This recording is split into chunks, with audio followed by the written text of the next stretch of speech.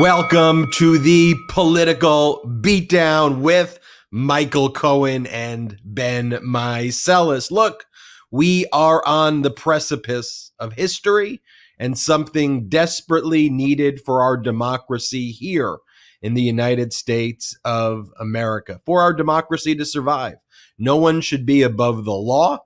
And Donald Trump, who has spent his life breaking the law and his presidency trying to destroy our nation, appears to be on the verge of potentially being criminally indicted for a felony by the Manhattan District Attorney's Office. The first time in American history when a president of the United States will be criminally indicted. And the justice this nation deserves, the truth our country requires, none of it would be possible without my co-host, Michael Cohen, Donald Trump's former lawyer and the co-host of Political Beatdown. He was locked in solitary confinement for weeks by Donald Trump's weaponized Justice Department, remains the source of constant attacks by Trump and death threats by Trump's fascist supporters. His courage will forever be remembered in history. Michael Cohen completed his testimony this week before the criminal grand jury in Manhattan on Wednesday. He appeared both Monday and Wednesday, and he's here hosting his show, The Political Beatdown, to tell us more. Michael Cohen, a true honor to be hosting the show. Thank you there, Ben. Listen, for our brigaders, there's nothing that we won't do. And I agree with you wholeheartedly that one of the biggest issues that are here, and something that I said, I believe it was on Monday, and I repeated it on Wednesday when that gaggle of, I don't even know, hundreds of reporters were there. I said that this is not about revenge. This is not about my animus or a disdain for Donald Trump and the things that come out of his mouth, and the fact that he's trying to, destroy our democracy. This is about holding people accountable. They should be held accountable to the same extent that you and I and the brigaders would be held accountable. There are not two different sets of laws in America, one for the average Joe and Jane, and then those who hold office or political power. There's not two separate, distinct rules of law. And so the fact that I could be held accountable, the fact that the Southern District of New York put it in their charging papers, that Donald Trump directed me within which to do it, and I did it, and I was then, I pled guilty, and I was incarcerated as a direct result. Well, why did they not then bring an action as a co-conspirator against Donald Trump? And that's something that Lanny Davis talks about all the time. And I'm hoping that he certainly continues to talk about it with his amazing PowerPoint explaining what the heck is going on here with the Southern District of New York. Now, one of the things we also know is, thanks, of course, to the stupidity of Jeffrey Berman, the former head of the Southern District of New York, from his book and his writings, that he did he was contacted by DOJ, by Main Justice, which of course came from Bill Barr, in order to interfere in my specific case at the Southern District of New York. We will see what happens with that. And I do believe that ultimately the DA's case here in New York will open up an entire Pandora's box about Donald Trump's weaponization of the Justice Department and confirm all of the things that are written in my book, Revenge, which is so important to me that people read, because now you'll understand what my big fear is. And my big fear is that somebody named Donald Trump decided to ignore what 44 presidents before him kept as sanctisanct, right? Which is the office of the presidency, that these individuals, right, wanted to be president of the United States. And the biggest fear, again, of our forefathers would be what would happen if a president decided that he wanted to be more than a president, but rather wanted to be an autocrat, a dictator, a monarch, a Führer, a supreme leader like Donald. And the big concern is what happens, especially as we're going forward. And he's, of course, announced that he is running actually for nomination of the GOP. What happens if, God forbid, this orange-crusted Mandarin Mussolini ends up somehow pulling off another 2016, the danger that this country will face.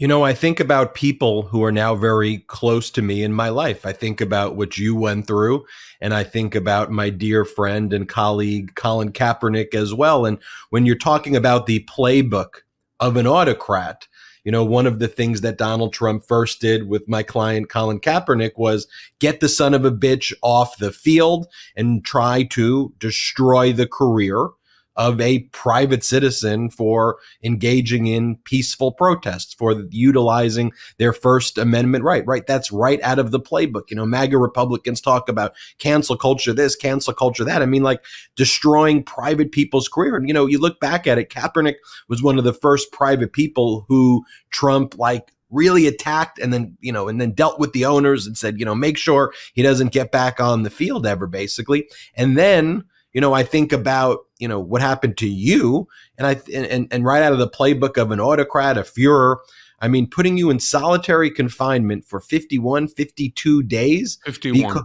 51 days because you were writing a book to tell the truth, because you wanted to speak out, because you wanted accountability. That's right out of the Führer's playbook. It's right out of The Handmaid's Tale, right? Where this group of individuals sparked by the guy who's the head, I forget what his name is in the show, but makes a decision. This one lives, this one dies, this one gets hung, this one, goes to prison, this one gets excommunicated, this one becomes a handsmaid. This is not normal behavior, of a president. This is the normal behavior of an autocrat, of a dictator. And this is Kim Jong-un style. This is Mohammed bin Salman style. This is Vladimir Putin style. This is not the style that's supposed to be lauded by Americans for somebody who is either holding the position of President of the United States of America or somebody who wants to be, again, President of the United States of America. Look, there's obviously limitations on what you can say about a grand jury proceeding, and everybody knows that we need to respect that. What can you tell us about what went down on Wednesday? And can you, at the highest level, without getting into any details that you can't talk about, maybe give us the most that you can at a broad level? Yeah, well, I hate to say it, Ben, because there's nobody that I would rather share this with than my brigaders here, our brigaders. It's difficult at this point in time simply because I am now finished with my grand jury testimony. 20 times interviewed, 2 times grand jury, Monday and Wednesday, for about 5 hours combined. There's so much that I would love to share because I do truly believe that transparency is extremely important for the American people because we have been deprived of it for so long, especially when Trump was president of the United States. Transparency is extremely important because it gets rid of the hypotheticals, it gets rid of the innuendos, it gets rid of the lies. And unfortunately, I did make a pact with the district attorney's office that I would be very careful in terms of what I say. I don't want to jeopardize their investigation, nor do I want to jeopardize my ability down the road to be called as a witness in this case. Now, that doesn't mean that I'm not going to share with our brigaders certain things that occurred and the topics that are being discussed. I just can't do it now, simply because the indictment has not been executed yet. One of the things that I read in reports, and I don't know if it's something that you shared or if it was just reported generally, was less in terms of topics or what was discussed, but more kind of process questions in terms of, were grand jurors able to ask questions? Was that coming, are you able to shed light any on that just in terms of like duration and length? Yeah, sure. Their grand juries are comprised of 23 individuals. And at the end of the proceeding, that was the questioning by the lead prosecutor out of the district attorney's office, grand jurors are authorized to ask questions. They, of course, do that through the lead prosecutor so that it doesn't touch on something that could be injurious to the case or what have you. But I was asked a significant number of questions by the vast majority of these grand jurors. They asked very pertinent questions that were all relating to what was discussed and what was brought up by the lead prosecutor. They're just additional questions for it, whether it's clarification or for additional information that exceeded the scope of what the lead prosecutor was asking. When you left and I saw you enter and I saw you leave, it felt like you had carried this weight with you for so long for that moment to happen. And then when you left, I could visibly, and knowing you and speaking with you on a daily basis, and the brigade gets to see you all the time though, but physically, and I don't know if you experienced this, you felt, I don't know if the word would be kind of relieved or that you got off your chest everything that for so long had been delayed, had been obstructed, had been, the source of great disinformation by MAGA. Maybe could you walk us through that feeling? Well, you could only imagine when I went in, there was quite a large gaggle that was there. I would say maybe 30, 35 journalists, reporters, cameramen, etc. When we came out and I opened the door, there was well in excess of 100. And because that area has a scaffolding that's affixed to the building for the time being, everybody was sort of jammed into a much smaller space. And it was very kind of, I think it was MSNBC actually created a gaggle stand where I could stand and I could speak to the group as a whole. The problem, though, is again, because the scaffold, they were to my left, to my right, and basically encircled both Lanny Davis, my attorney, and I. That's a little nerve-wracking because you never know who's there as a friend, who's there as a foe, or who's there just simply to do their job. And so, it's very nerve-wracking.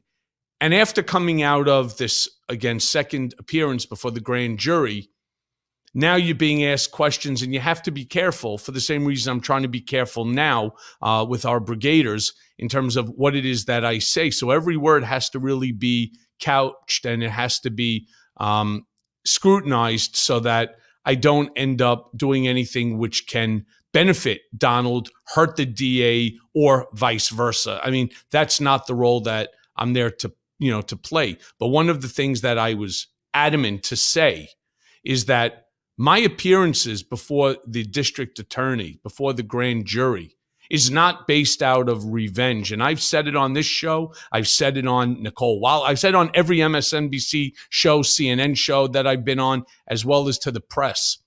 I don't want to see Donald Trump indicted. I don't want to see Donald Trump prosecuted. I don't want to see him convicted or incarcerated simply because I disagree fundamentally with most of the things that come out of his mouth. I want to see Donald Trump indicted, prosecuted, convicted, and incarcerated because he broke the law. Again, bringing back the entire issue of one set of laws for all Americans, not two sets. Accountability is what I believe that this man needs to finally face for the first time in his life. Now, the greatest part is when you have somebody like Joe Takapina, and we've talked about him on the previous show when I did my my cute little monologue there. Yeah, Donald do your Trump, Takapina impression for everybody.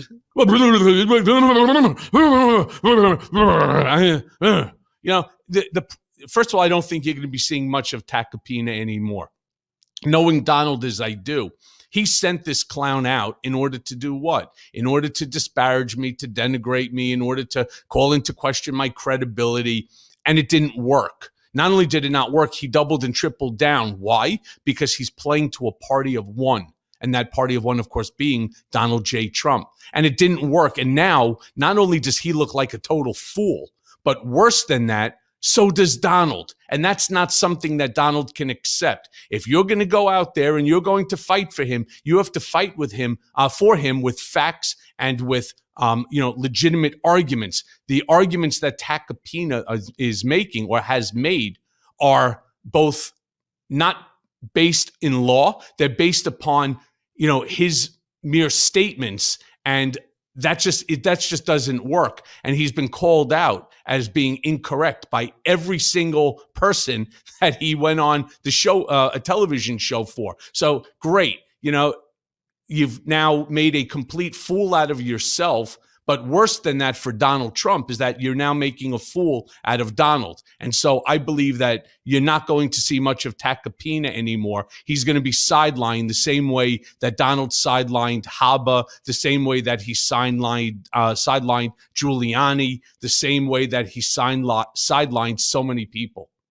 Takapina reminds me of that famous Mark Twain quote that it's better to keep your mouth shut and appear stupid than open it and remove all doubt. We're going to show some clips of Takapina in a moment, and I'm going to want to have you react to it, because not only did he look stupid and look like an idiot, but I think he further incriminated Donald Trump in doing so. I wonder, and I'll just wonder out loud here, I wonder if even Alvin Bragg is just, every time Donald Trump generates one of these stupid posts he does on the social media, just takes it and shows it to the grand jury and says, here he is calling the witness that you just saw, Stormy Daniels, a horse face. This is who he is, and Donald Trump is like generating all this evidence that could be used against him.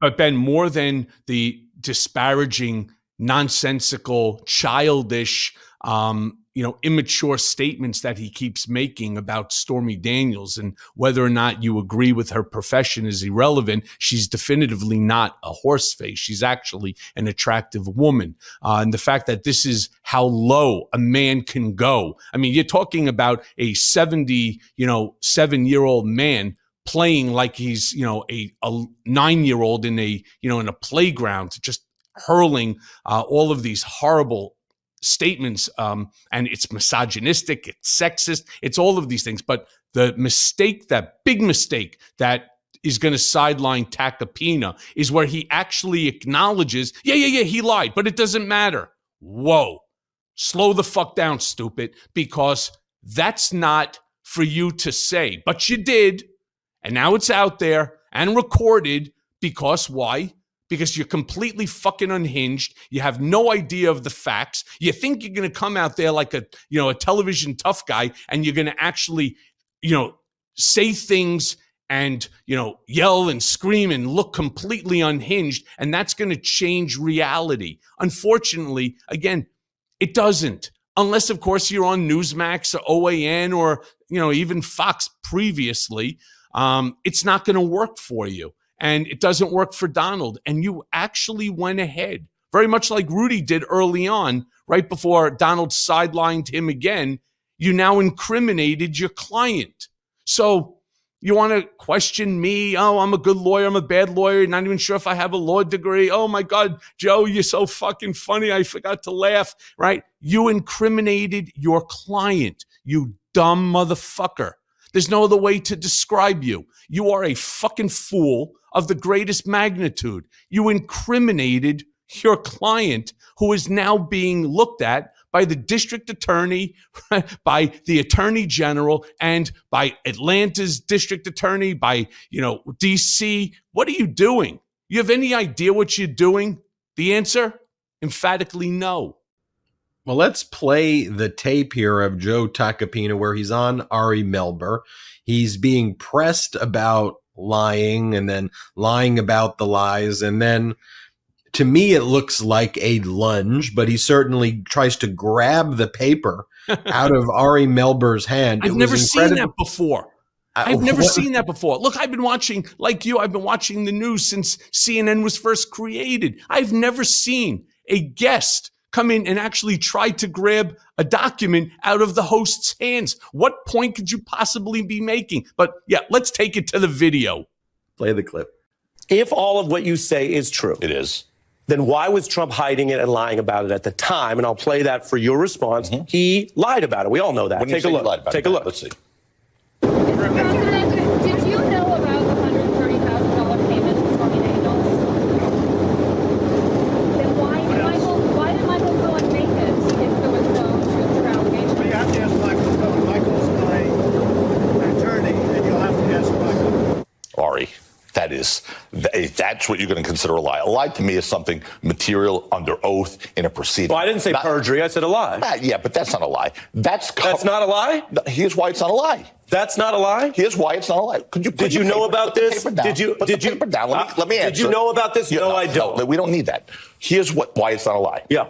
Because it was a confidential settlement. So if he acknowledged that, he would be violating the confidential settlement. So is it the truth? Of course it's not the truth. Was he supposed to tell the truth? He would be in violation of the agreement if he told the truth. So by him doing that, he was abiding by not only his rights, but Stormy Daniels' rights. It seems like we're drawing some blood here because you're having a strong reaction. He did lie about it, and in a confidential settlement, you can easily say, no comment, or I'm not getting into it. He says, and the reason why I look at this, he says, no, I didn't know about it. But he did know about it, didn't he? But here's the thing. I don't know the timing of that video. I really don't. And I'm not trying to play games with you. April 2018. Yeah, but I don't know the timing of that video in relation to the timing of the other video where he was speaking to Michael Cohen. What was the date of that other video? Do you know? Yeah. We have the Cohen recording. This was around the 2016 campaign pre-November. So that was 2018 later. The original conversations were in the fall of 2016. Yes, sir. So obviously he knew about it, but what he decided to do was not violate the confidentiality clause and provision of that agreement, which was the right thing to do. So, yeah, he could have said no comment, or he could have said, I don't know anything about it, which is what he did. But that's the right. I would advise my client to do the same thing. He's speaking to some, whether it's a journalist or some young lady on the street. September 2016 is the exact date. But whether he's speaking to a journalist or some young lady on the street who's shouting out a question, that is not the form for him to go into detailed questions about a confidential settlement agreement. So let me. Wow. Where do you even start? There's no place to start. There's no place to start. I almost want, I would like to almost take some ad space over at Times Square and then just play that for 24 hours on a loop. Right. And, with the words underneath it. You cannot go on Ari Melber's show. Understand this. Ari Melber is one very smart guy. And Ari Melber does his homework. And Ari Melber knows the facts.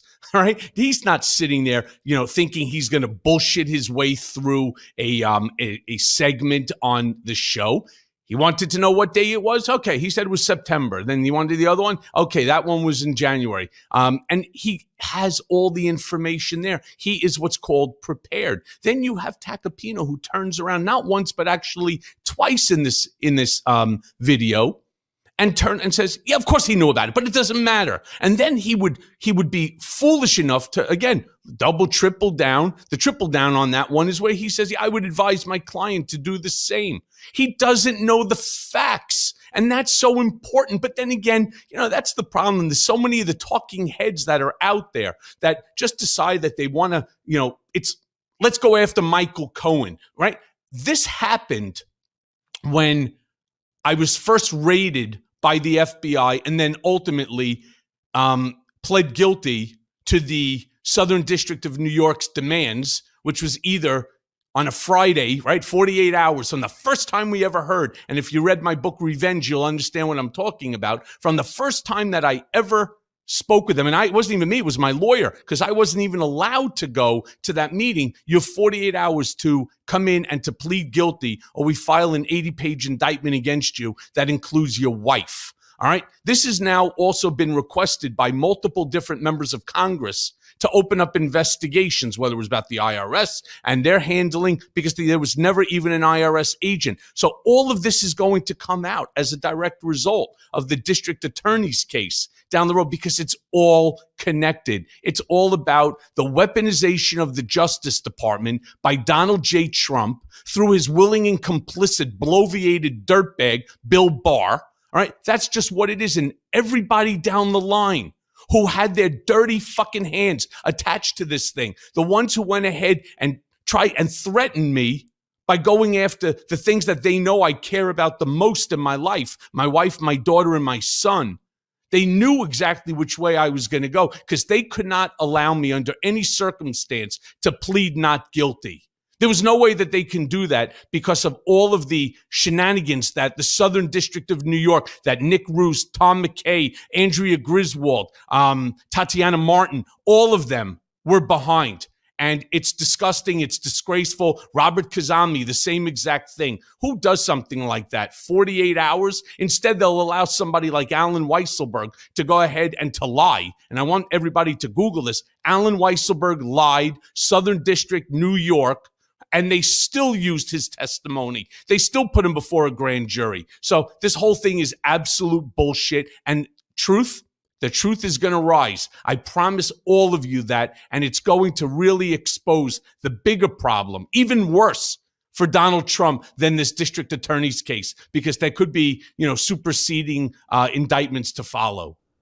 Cohen, I like when you were on Don Lemon on CNN, you did the reenactment, grabbing the paper of Takapina. I think we have that tape as well here. Salty, roll that tape. The text messages, the emails. All right, so because Donald Trump's attorney, Joe Takapina, is also attacking your credibility. If we can play that real quick. Before you do that, can I just see this 1 second? I know you're talking about the interview that he did on another Joe, network. that's how you end up asking somebody for a document. That's so good. And Cohen, not only did Takapina further incriminate Donald Trump, but he also basically cut off Trump's legs on the victimization argument that Trump tries to make when he goes, they're just going after me, all of these prosecutors, because I'm leading in the polls, which is not true, and they want me out of the race. And what Takapina says is, he goes, I believe that this prosecution is actually going to catapult Trump into the White House. So actually flipped what Trump's argument is. So not only did Takapina further incriminate him, but actually remove the talking point that the prosecution is politically motivated to harm Donald Trump by saying it's going to allow Trump to win. Here, play this clip. If they bring this case, I believe this will catapult him into the White House. I believe it, because this will show how they are weaponizing the justice system. They're taking the vote out of the voters' hands. Joe, that's not really relevant, is it? Oh, it's certainly relevant. What's not relevant to what? Relevant to what? To his innocence. Either he's innocent or not. No, it's not relevant to his innocence. He's innocent, and if they bring this case because he's innocent, this will catapult him to the White House. Catapult him to the White House. He doesn't know the client. No, he doesn't. He doesn't. And he's making all sorts of statements that it's just not true. And it makes him look stupid. It makes his client look stupid. There's nothing else I can say. I mean, these videos speak for themselves, no different than the video of Donald standing on Air Force One, answering questions. I mean, for God's sakes, what was the point for him to go back there? Could you imagine had he done what every other president does, which is just stay up in your area. Let the press pool in the back, unless you have something, important to say. Why he went back there? Because he thought he was going to make television, he was going to make some news, he was going to keep, the pressure on. Instead, they asked him, and I wish to God I knew who the journalist was that asked. I would love to find that out. It's the most pertinent question that was asked at that time. I mean, that specific clip goes ahead and it shows Donald Trump's culpability. Right then, he's lying. Now, Takapina is right about one thing. You want to lie to journalists? That's absolutely fine. You can do that. It's your First Amendment right. And I mean, Donald Trump lied to the American people. I think it was 40,000 times, something like that during his 4 years, 8, 9, 10 times a day to the American people, an astonishing number. But as this thing now winds down, Donald Trump could not possibly have gone in and spoken to prosecutors. He could not have spoken to the grand jury because Donald Trump does not understand the distinction between fact and fiction. He doesn't know the difference between honesty and dishonesty. It's just who he is. He is a habitual liar. He's a pathological liar. And, that only holds up when you're sitting there on Newsmax or OAN or a former Fox. It doesn't hold up when you're before the grand jury. And it doesn't hold up when you're speaking to prosecutors or law enforcement. Then, as Ari appropriately put it, to the dismay of Joe Takapina, it's a crime. And there's nothing more I can possibly say about Joe. He's basically took over for Alina Habba, who basically did the same thing as Takapina, which is to put their foot in their mouths. I really hope that their shoes are made of spearmint, because otherwise it's going to leave that shit taste in their mouth. But then again, every single lawyer, Ben, who has worked for Trump, almost every single one of them, myself included, have all felt the penalty of association to Donald Trump. We've all felt it. Donald Trump is evidently watching this episode of Political Beatdown and watching your other appearances today. He has made the following post on his social media platform. I'll ask you to respond to it. He says, does anybody believe that sleazebag disbarred lawyer Michael Cohen went before a grand jury yesterday and did little but talk about it today? You're not allowed to do that. Just like in Georgia, where the juror was severely admonished for talking, Cohen has no credibility at any level, a total loser. Cohen, before I ask you, though, to respond, we're going to take this quick break. Now let's take a quick break to talk about our next partner, Masterworks. As per usual, the economy was always a huge topic for the day. And why wouldn't it be? It's changing faster than ever and demanding that we all adapt to keep up. In fact, a stunning survey revealed that over half of Americans making six figures a year now live paycheck to paycheck.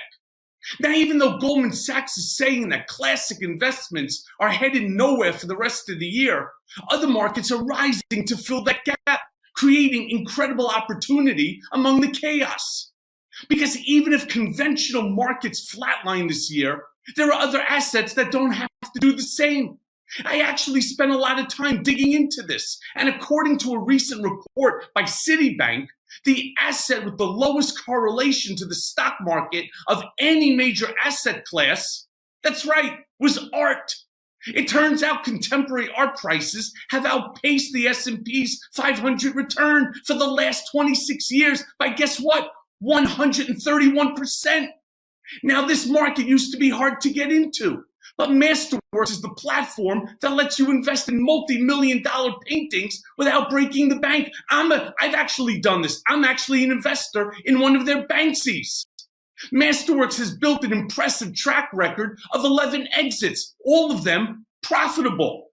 These numbers speak for themselves. Now, with those kind of results, Masterworks offerings have actually sold out in minutes before. So there is a wait list. But I reached out to them to give you, all of my VIP friends here, access to their latest offerings. So to skip the wait list, just check the description in this video below.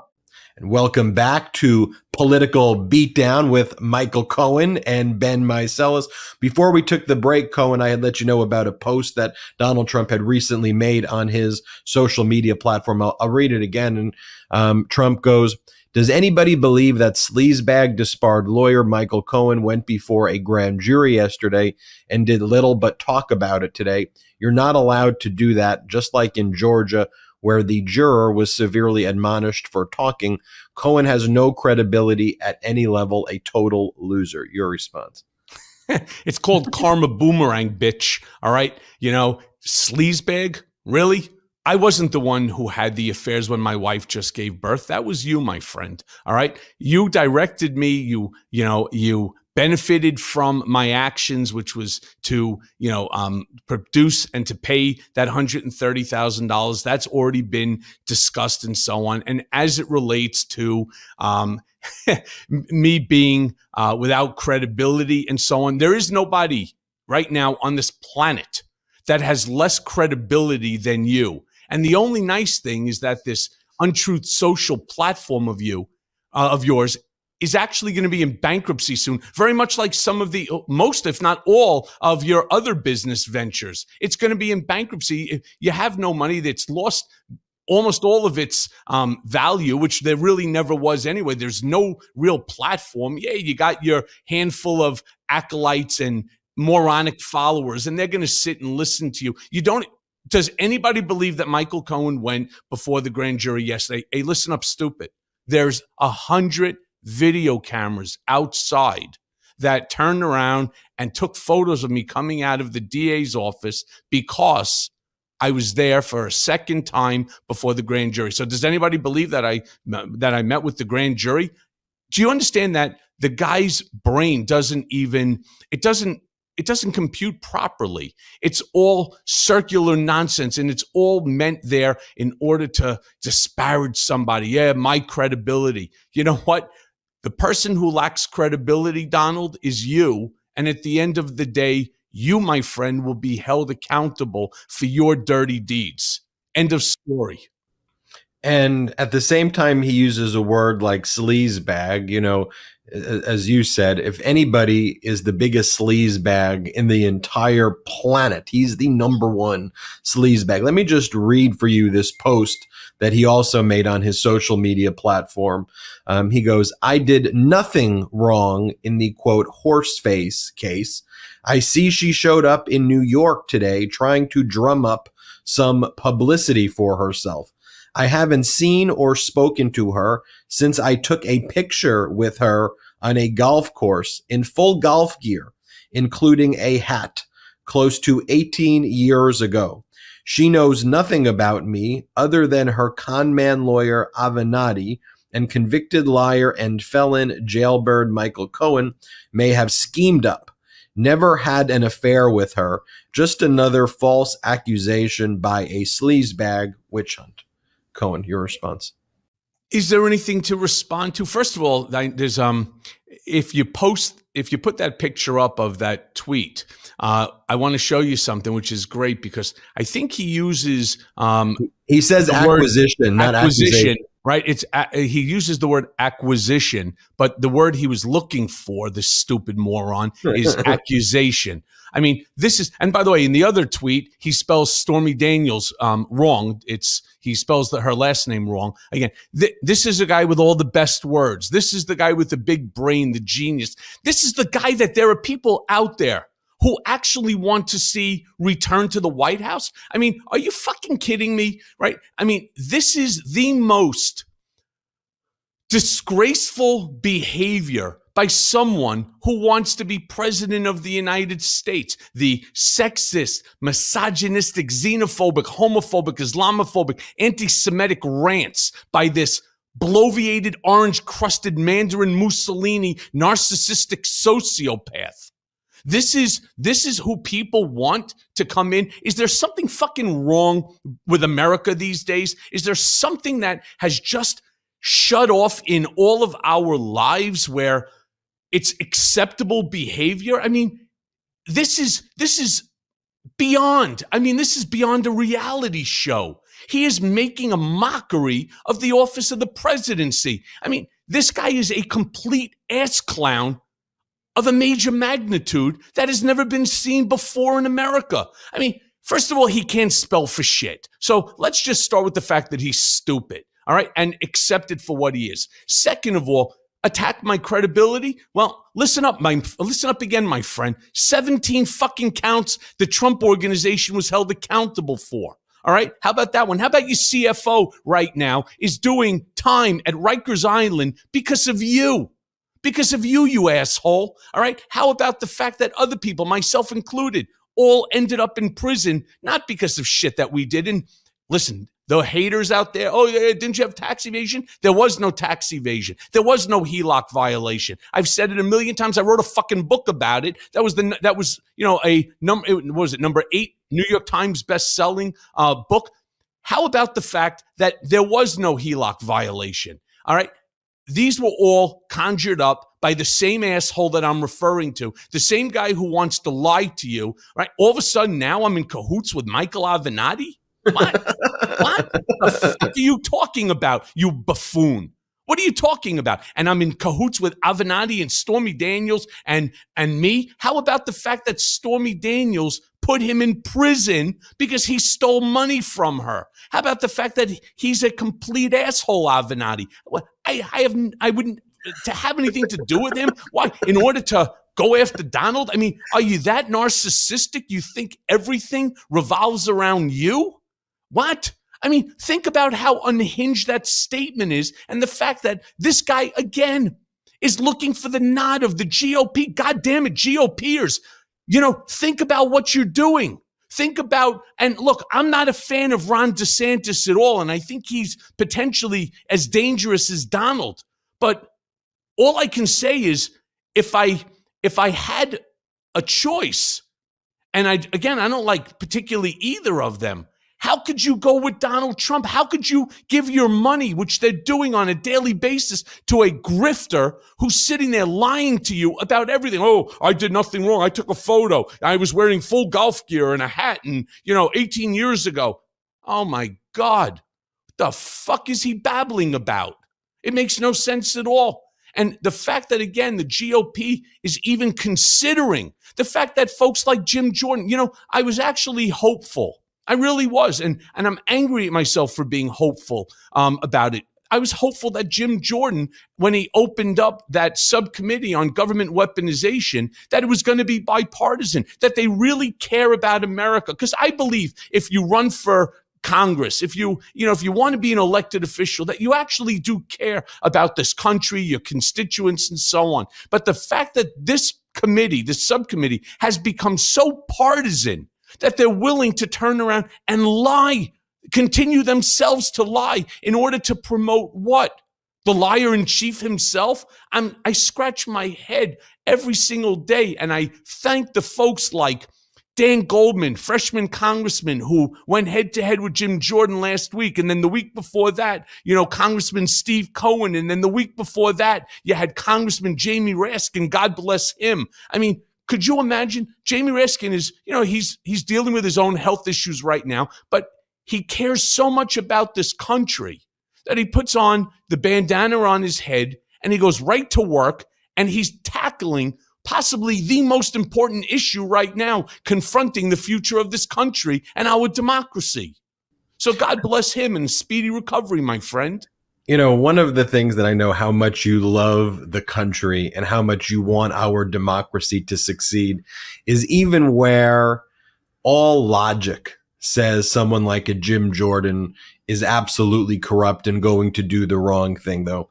Because you love our country, you still hold out the slightest hope that just maybe when someone gets into a position of power, the gravity of that position will completely, register in a way that it hasn't before. Maybe, just maybe. And it doesn't, but you're rooting for the country. You're team America at the end of the day. I want to go back Ben, if you don't root for the country, what are you doing? It's almost like getting onto an airplane and you're angry at them because, the seat doesn't recline back. And so you're so angry, you want the plane to crash? That's how stupid these people are. They're willing to fuck up the country. They're willing to burn down this country because Donald wants them to do it. So that's being an American?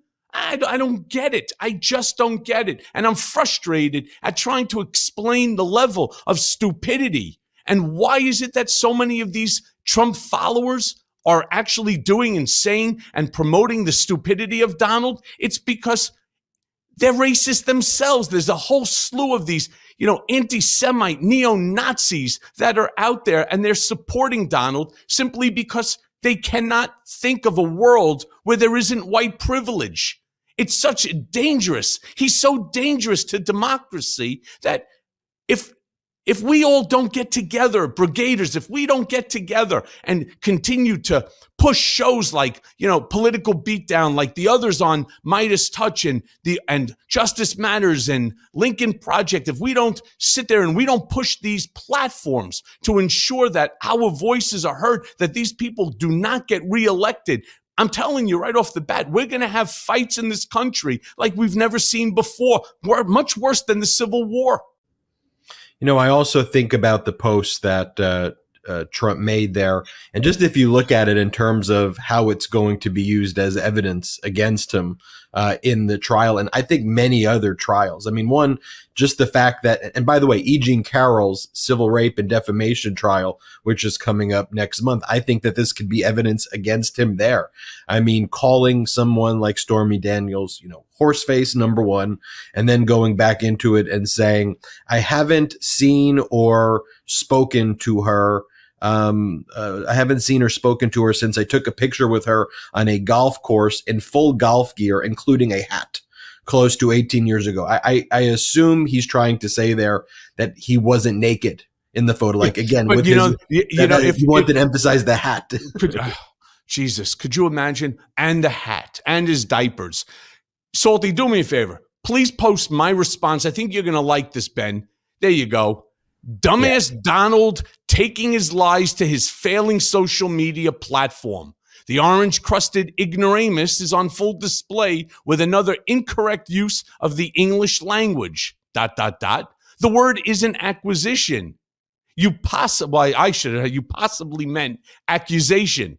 # best words, right? I mean, this is what he is. He's a dumbass. All right. There's no other way to describe it. And so, look, do you think I care what Donald Trump says about my credibility? The answer is no. Do you think I care when you have folks like Paula Reed, or you have some of these other, pundits that are out there questioning my credibility? I don't. What I want to do is I want to continue to ensure that the truth is out there. You see, once when all of this nonsense was going on in my life, and I was after the raid and before my sentencing, I was told by my counsel, you can't speak, right? Whatever it is that they say about you, you're not allowed to speak. If you do, I'm going to walk away from you. That's it, right? You cannot go on television. You cannot defend yourself. You just have to accept it because judges don't like it when you make a circus out of the case. Well, I learned a very valuable lesson. And sometimes you have to turn around and walk away from that individual, that lawyer. I did not. But the more I think about it, the more I probably should have. Why? Because I allowed myself to become a punching bag. I allowed everyone to point their fingers and lie about me, from the stupid Steele dossier, that corrupt piece of shit, Christopher Steele, all the way down to the unconstitutional remand. All right. I kept my mouth shut at the very beginning because that's what I was told to do. I never had an issue before in my life. I have one interaction with police, and that was in 1985. I have one speeding ticket my entire life. And that's the only interaction I ever had with police. So I didn't know what to do. I was listening to the advice of my counsel, and it's a mistake. You have to always defend yourself. Do not ever be a punching bag, all right, to those who think that they're powerful, because they change the narrative. And I stupidly allowed them to change the narrative on me with lie after lie after lie, with the biggest dirtbag of them all, Avenatti, the guy who, according to Donald, that we are all in cahoots with in order to fuck him up, right? Avenatti every day would come on television and lie about me. And then that would become a story. And I wasn't allowed to go out and defend myself. So that's never, ever, ever going to happen again. And I refuse to sit back any longer and allow my credibility, my honor, all right, to, be impugned. It's just not going to happen. I have the facts on my side, which is the easier part. I want to talk about, you mentioned Truth Social before and how it's completely falling apart. I mean, the Digital World acquisition SPAC stock is completely crashing. But to me, it's a perfect microcosm, though, of how everything Donald Trump touches dies, because here he now is out of office, right? Usually people who leave the presidency have lots of opportunities to do successful things. I mean, Trump can't even write his own book. He has to write one about letters that he received because he's not able to actually even sit down and write anything other than those heinous and despicable posts that he makes. But, he creates this digital entity, Trump Media or whatever, which is a complete failure, but it has all the hallmarks of everything Trump does. And frankly, how he bankrupted everything before he was in office, how he bankrupted our country while in office, and just look at the types of things that has occurred here. For example, we just learned very recently as well that Trump's Trump Media and Digital World Acquisition Company failed to pay the necessary administrative fees to even keep its listing on NASDAQ, which is in the tens of thousands of dollars. They just failed to pay the very basic fees. Trump-backed Truth Social failed to pay its hosting vendor $1.6 million that hosted the Truth Social platform. The trademark office rejected Truth Social's mark because they didn't register it on time. The SEC started investigating it for violations about communications that predate the announcement of the SPAC, which is a violation of securities law. The DOJ had to launch an investigation because of insider trading, now potential Russian money laundering, with over $8 million being lent through a promissory note from a bank in the Dominica Island that was arranged by the SPAC sponsor, as well as potentially unlawful communications that transpired between the SPAC and the target company before the announcement. So that's everything just in a microcosm. I could keep going on and on and on, but I do want to highlight that because it just shows that he can't run anything. But Cohen, as we wrap this up, I just want to give you the final word to kind of tie this whole episode up with a nice bow. Just all I want everyone to do is to continue to support, the MeidasTouch network. I want you to stay with us on Political Beatdown. We have a lot of fighting to do. We have a lot of work that we need to do as we're going to be entering into a chapter of American history that has never been more dangerous than it is today. And I promise you that Ben and I will be by your sides throughout this entire process until we win. And so thank you all for helping to make Political Beatdown. My Mea Culpa podcast is like number 30, that's out there. Revenge is back up in terms of a top, I think it's number 2 in like politics and corruption. I mean, we're getting the message out, and that's the important thing. So thank you all for the support. Thank you all for being a part of this. And again, I promise you that both Ben and I, along with his brothers, will be by your side through this entire process, and we will not let you down. Michael Cohen, American hero, and my co-host, thank you so much for this episode. I don't know about hero, but definitely your co-host. I'm Ben Meiselas, joined by my co-host, Michael Cohen. You're watching the Political Beatdown on the MeidasTouch Network. Shout out to the Meidas Mighty.